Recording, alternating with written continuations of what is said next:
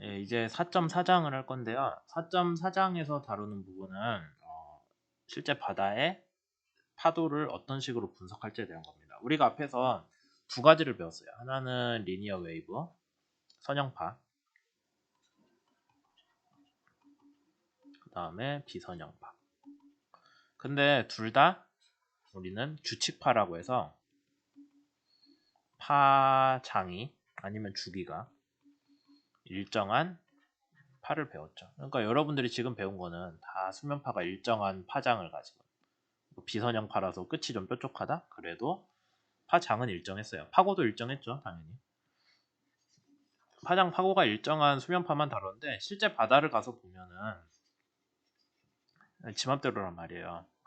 진짜 지맘대로는 아니지만 어느 정도는 그렇습니다. 그래서 이제 여기에 대해서 우리가 생각을 해야 되는 게 이거는 좀 바로 해석하기 힘들지만은 프리의 변환을 쓰면은 여러분들이 프리의 급수로 나타내면은 아마도 서로 다른 주기의 수면파 규칙적인 수면파들의 합으로 나오지 않을까. 이거를 다 더해준 꼴이 실제 바다의 수면파로 나오지 않을까라는 생각을 하게 되는 겁니다. 근데 이런 식의 접근을 하려면은 뭐가 뒷받침돼야 되냐면은 실제 바다가 그럼 선형 수면파로 볼 수 있는 영역에 있냐라는 거겠죠.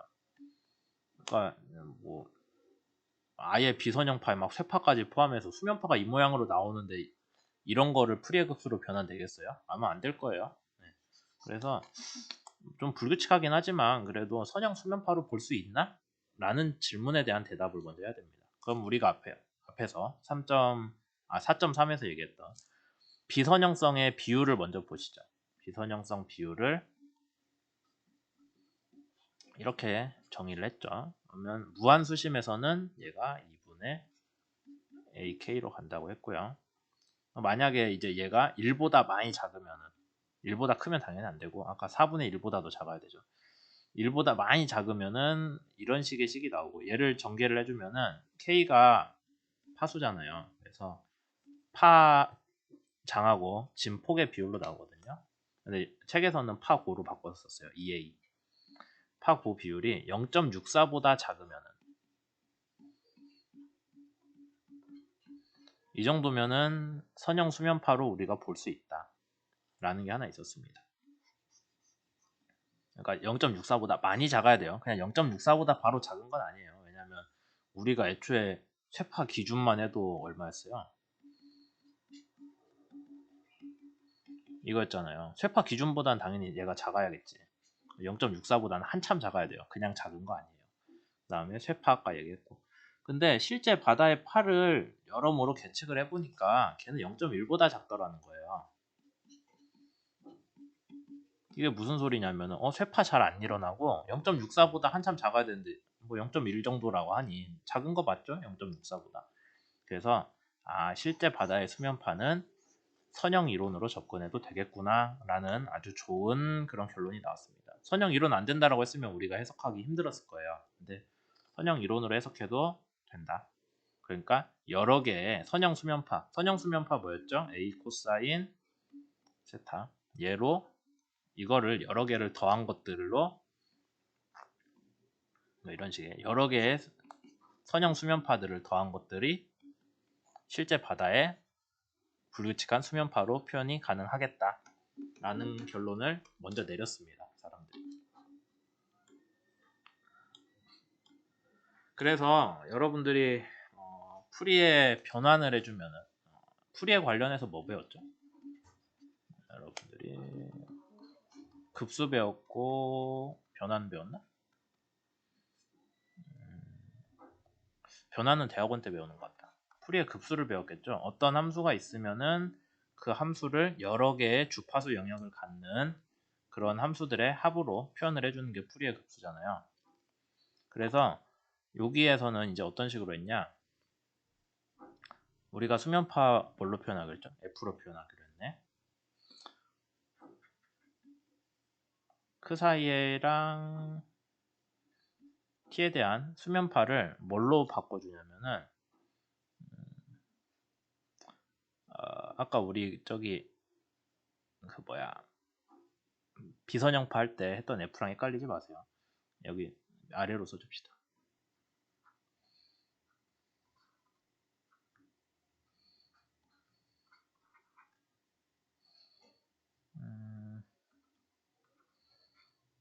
뭐 이런 식으로 표현하는 거예요. 이렇게. 그렇게 표현을 해줬으면은 이제 어떤 불규칙, 아까는 규칙파였지만 지금 불규칙파예요. 불규칙파에 대해서 여러 개의 다른 주파수를 갖는 규칙파들의 합으로 표현을 해준 거죠. 그러면 그 다른 주파수들 각각의 여기 또 오메가 각각의 주파수들에 대해서 그 수면파가 갖는 이제 이런 게 나올 거잖아요. 오메가 1t 빼기 크 사이 x. 거꾸로 썼나? 크 사이 x 빼기죠.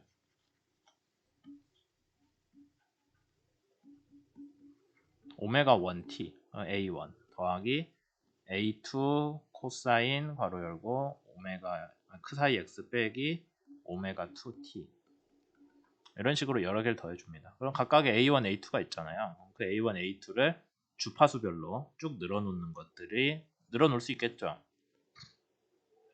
여러분들이 어떤 함수 풀이의 변환 해보면 알잖아요. 그 주파수 영역별로 그 함수의 진폭들을 늘어놓는 건데 풀이의 급수라고 하면은 진폭이 이산화된 하나하나의 수인데 지금 여기는 함수로 나오거든요. 그러니까 풀이의 급수는 아니에요. 얘는 풀이의 변환이라고 해야 되나? 변환이겠네. 풀이의 변환이기 때문에 여기에서 요 값은 여기 y 값은 a의 제곱에다가 그 다음에 원래는 델타 오메가거든요.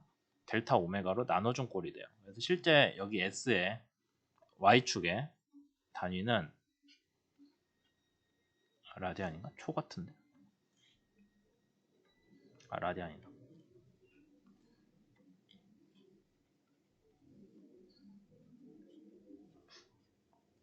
y축 부호가 저렇게 나오는 걸로 알고 있어요.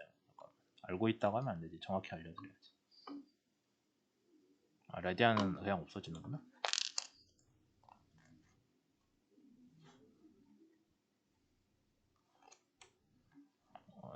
얘가 이게 말이 복잡하네. 레디안 퍼 초기 때문에 여기를 역수로 가서 이렇게 됩니다. 네, 이런 식으로 나와요. 단위가. 그러니까 단순히 A1도 아니고 A1, A2 그런 진폭이 아니라 기본적으로는 진폭 제곱에다가 레디안 퍼초 우리가 이제 원래 이산화를 했다면 서로 간의 간격 있잖아요. 그게 d 오메가일 거 아니야. 걔로 나눠준 꼴이 되는 거죠. 그래서 이런 식으로 우리가 표현을 하는 거를 웨이브 스펙트럼이라고 합니다. 그러니까 웨이브 스펙트럼이라는 건 뭐냐면은 기본적으로는 웨이브 스펙트럼인데 원래는 스펙트럼인데 이게 라틴어에서 나온 거라서 UM이 단수고요. UM으로 끝나는 명사의 복수형은 A로 바꿔주거든요. 스펙트라라고 써줬어요. 책에서. 그래서 그런 거고 오타 아니에요. 이거랑 같은 게 여러분들 데이터 쓰잖아요. 근데 원래 데이터 단수형은 데이텀이거든요. 뭐 알아둘 필요는 없는데 이런 식으로 단수 복수가 좀 특이하게 나와서 스펙트라라고 합니다. 어쨌든 웨이브 스펙트라는 뭐다? 어떤 불규칙파가 있을 때 걔를 풀이의 변환을 하시고 그 풀이의 변환을 했을 때 각각의 진폭들의 기본적으로 진폭의 제곱이에요. 진폭의 제곱들을 연속된 함수로 표현해 준 게 오메가에 대해서 주파수에 대해서 연속된 함수로 표현해 준 게 웨이브 스펙트럼이고 뭐 이걸 여러 가지 늘어났으니 웨이브 스펙트라라고 부르는 거죠. 그거를 이제 함수를 SFF라고 우리가 표현을 해줍니다.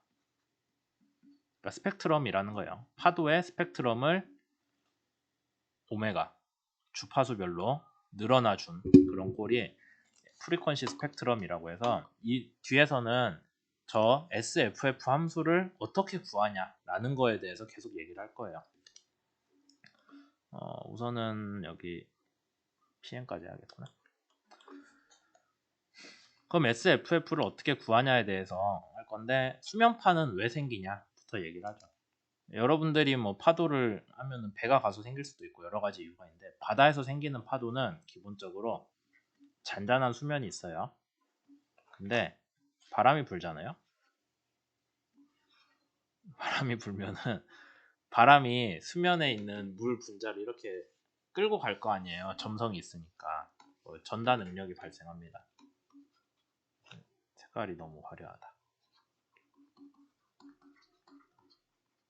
그러니까 물이 있으면은 바람이 이렇게 속도를 내서 가니까 물도 경계면에서는 똑같은 속도로 갈 거 아니에요. 뭐 아래는 아니라고 하지만, 아래는 안 움직이겠지만 이런 식의 현상이 발생을 해요.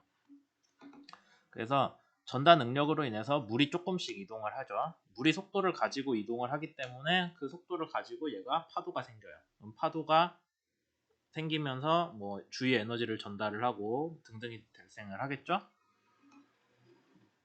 바람으로 인해 전다 능력이 수면에 발생을 해서 에너지를 공급을 해줘요. 물이 움직이게. 그 물이 움직이면서 수면파가 발생을 하고 뭐 수면파가 퍼져 나가고 아니면은 파가 깨지고 쇠파가 일어나고 하는 등의 에너지로 잃기는 하는데, 바람이 계속 불면 에너지는 계속 공급되잖아요. 그래서 들어오는 에너지 공급이랑 바람에서 이제 파도가 퍼져 나가면서 에너지가 나가는 거 있죠. 그게 서로 평형을 이루면은 우리가 완전히 발달한 수면 바다라고 하는 게 생깁니다. 그러니까 결국에는 바람이 불면은 수면파가 이 바람 속도에 따라서 여러 가지가 생겨요. 근데 파장이 긴 수면파는 빠르고 파장이 짧은 수면파는 느리잖아요. 그래서 처음 바람이 분 영역에서 좀 진행하면은 느린 애들은 느린 애들끼리 뒤에 보이고요. 빠른 애들은 빠른 애들끼리 앞서가요. 더 멀리 가면은 느린 애들 못 오겠죠. 빠른 애들만 남겠죠. 그런 애들만 보이는 거예요. 그게 우리가 완전히 발달된 수면파라고 부르고요. 그 완전히 발달된 수면파는 사람들이 연구를 해보니까 어떤 식으로 나오냐.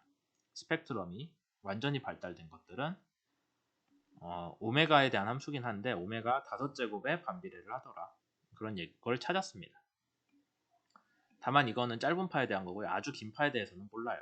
이제 그거는 좀 생각을 해봐야 된다는 거죠. 그러니까 기본적으로 짧은 파는 바람이 싹 불어가지고 그때 바로 생기는 그런 파들이니까 거기에 대해서 저걸 만족한다는 걸 알고 있었고, 1958년도에 그 얘기를 했어요. 1964년도에는 피어슨하고 모스코비츠라는 사람이 이제 저거는 단파에 대한 거고 짧은 파 아니면은 주파수는 큰 거죠. 짧으면은. 그러니까 여기에 대해서는 이런 꼴이 나온다. 이 식 그려보면 이 꼴 나오잖아요. 이건 알았어요. 근데 피어슨 모스코비츠는 이거는 단파 기준이고 장파에서는 어떻게 될까? 이제 해석을 해보니까 이런 식의 값이, 그러니까 무작정 증가하는 게 아니라 오메가가 작아지면은 뚝 하고 떨어지는 걸로 확인을 한 거죠. 거기에 대한 식을 써줬어요. 추가를 해준 거죠. 여기 개수도 넣어줬고. 그래서 기본적으로 필립스 모델에 대해서 앞에 개수 붙이고 익스포넨셜식 넣어가지고 여기 낮은 주파수 영역에서 값이 현실적으로 나오게끔 바꿔준 게 피어슨 모스코비츠 스펙트럼이고 우리가 PM 스펙트럼이라고 많이 불러요. 되게 중요합니다. 왜냐면은 이후에 나오는 스펙트럼들은 실제 바다에 좀 더 맞도록 고치긴 했는데 기본적으로 PM 스펙트럼에서 다루는 그런 아이디어를 그대로 끌고 오고 있어요. 그렇게 했을 때 그러면 피어슨 모스코비츠 스펙트럼은 어떻게 나오냐, 이런 식으로 나왔고 여기에 중요한 항은 뭐가 있냐면은 U 19.5라는 게 있습니다. 이게 뭐냐면 19.5m 상공의 풍속이에요. 걔를 재으면은 그 19.5m 상공의 풍속이 꾸준하게 불었을 때 생기는 파도의 분포 스펙트럼을 알 수 있다라는 거죠. 스펙트럼은 이 함수로 나오고 여러분들이 직접 그려보면은 어떤 식으로 나오냐면은 여기서 이렇게 증가했다 뿌 하고 떨어져요. 근데 U19.5가 커질수록 파도가 크기도 커지고 오메가가 작은 쪽, 그러니까 파장이 긴 쪽으로 이동을 합니다. U가 증가를 할수록 이런 경향이 있어요. 그러면 제일 높은, 그러니까 가장 많이 나타나는 파의 주기는 언제일까요? 궁금할 수 있죠. 그래서 오메가가 변할 때 S가 어떻게 변하는지 미분을 해줘요. 오메가에 대해서 S가 어떻게 변하는지 미분을 해서 걔가 0이 되는 값이면은 여기 곡선의 꼭대기일 거 아니에요. 이 꼭대기가 있는 데가 제일 자주 나타나는 주기겠죠. 그걸 직접 계산을 해보세요. 그러면은 얘를 한번 오메가에 대해 미분을 해주시면은 식이 이 꼴이 나오고요. 그래서 여기에서 이 값이 0이 되는 데가 피크잖아요. 피크를 찾으려면은 익스포넨셜한 거 항 안에 있는 거는 0이 아니죠, 무조건. 그 앞에 붙는 개수가 0이겠죠. 그래서 얘가 0이 돼야 되고 그걸 더 풀어주면 이 꼴이 나옵니다. 식이 이렇게 나요. 그래서 U19.5를 알면은 그때 완전히 발달된 PM 스펙트럼을 따르면서 완전히 발달된 수면파의 주기 가장 자주 나타나는 진동수를 알 수 있어요. 그 다음에 진동수도 알고 여러분들이 분상관계식 넣으면은 속도 알 수 있죠. 그래서 바람의 속도랑 파의 위상 속도를 비교를 했는데 신기하게 바람보다 파의 위상 속도가 더 빠르다. 그렇게 나오잖아요, 식이. 그런 것까지 알 수 있습니다. 그래서 바람보다 파가 전달되는 속도가 더 빠르다라는 것까지 우리가 계산을 할 수가 있었고요. 여기까지 해서 피어슨 모스코비치 스펙트럼, 해양 스펙트럼의 기본적인 얘기는 다 한 것 같네요. 이제 이 뒤에서는 저런 스펙트럼을 던져줬을 때 실제 바다의 파도가 어떤 식으로 나타나는지 뭐 그런 것들을 확인하는 값들 어떤 거를 계산할지 그 다음에 좀 더 복잡한 실제 바다에 가까운 다른 스펙트럼들 뭐 그런 것들 얘기를 하고 4.4장을 끝낼 거고요. 그 다음에 4.2장 얘기 다시 좀 할 거고 4.5장은 뭐 별로 할 필요 없을 것 같아요. 그건 안 할 거고 뭐 그런 식으로 수업은 진행할 겁니다.